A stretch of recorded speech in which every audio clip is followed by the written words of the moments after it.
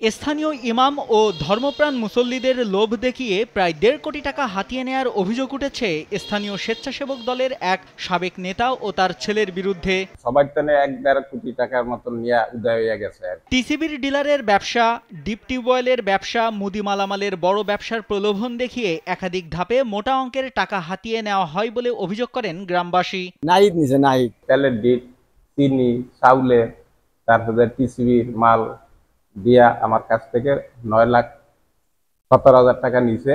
আমার টাকা সে টিসিবির মালের কথা বললে নিছে যে টিসিবির মাল কিনবে, আর যেটা লভ্যাংশ আসে সেটা বিক্রি করে সে কিছু রাখবে, আমাদেরকে কিছু দিবে।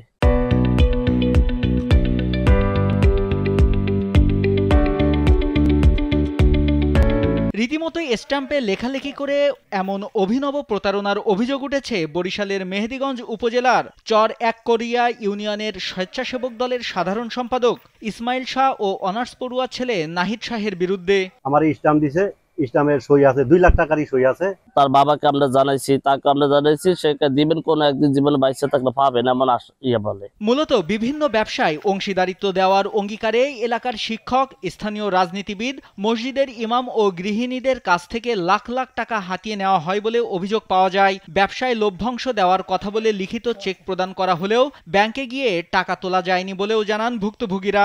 শুনতে শুনিয়ান এলাকায় সবার জন্য ১.৫ কোটি টাকার মতন নিয়ে উদয় হয়ে গেছে।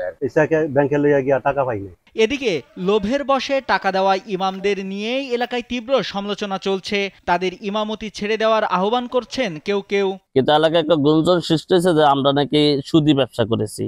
এলাকার কিছু মানুষ এটা নিয়ে গুঞ্জনে, তা আমাদের মানহানি কাজ চলতেছে।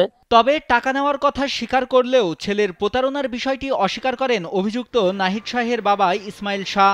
ইমামদের কাছ থেকে সুদের ওপর টাকা নেওয়া হয়েছিল বলে দাবি করেন তিনি। এ সময় ছেলের বিরুদ্ধে ১.৫ কোটি টাকার অভিযোগও মানতে নারাজ তিনি।